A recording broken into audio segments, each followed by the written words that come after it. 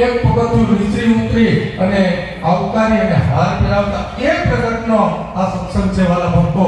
આજે કદાચ આપણી ભાવનાઓની અંદર કંઈક આખું પાછું થયું હોય, પણ ભગવાન તો આજે પ્રગટ રૂપે આ સત્સંગની અંદર બેઠા છે અને આપણે પ્રત્યક્ષ વાલા ભક્તો એના ઉદાહરણો જોઈએ છીએ. કારણ કે હમણાં પૂજ્ય જેપી સ્વામી કહેતા હતા એમ કે એનું ઉદાહરણ જો અત્યારે તાજું જોઈએ ને તો આપણી ગઢપુરથી દ્વારિકાની પદયાત્રા, સમજ્યા? એ સ્મરણ ક્યારે ભૂલી ન શકાય વાલા ભક્તો.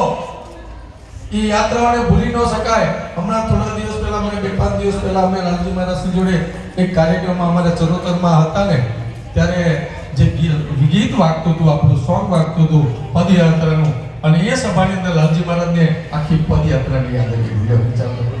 આ ભગવાન સ્વામિનારાયણ મહાપ્રભુ ભલા ભક્તો આપણે જ્યારે સંકલ્પ કરીએ, જોયા કે નથી જોયા, પણ એના વારસદાર આપણી સમક્ષ બેઠા છે વાલા ભક્તો.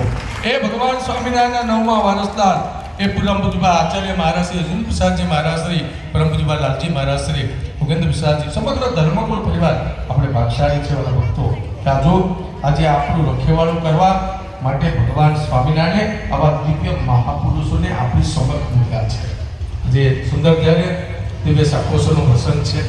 ભગવાન શ્રી અને જે આ લોયાની અંદર સાકોસો કર્યો એને 200 વર્ષના વાના વ્યતીત થઈ ગયા, પણ આજે પણ એ સ્મરણોને આપણે ભૂલી નથી શક્યા.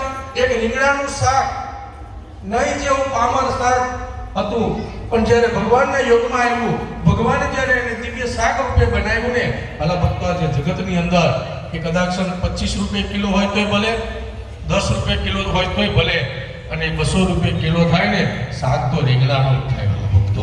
કારણ કે પામર હતું. તમને નાની વાત કરું, આપણે તમે તમારા પરિવારની અંદર જ્યારે કોઈ સગા સંબંધી કોઈ દીકરા દીકરીની વાતો ચાલતી હોય જોવા માટે આવ્યા હોય તો તમે સાચું કહો, કોણ રીંગણાનું શાક બનાવે? કોણ બનાવે? કોઈ બનાવે? આજે એમ કહેવાય આ હજારો કિલોમીટરથી ભક્તો રીંગણાને યાદ કરી મારા પરમાત્માએ બનાવ્યું છે ભાવથી આજે દેશાંતરથી ભક્તો આવે છે.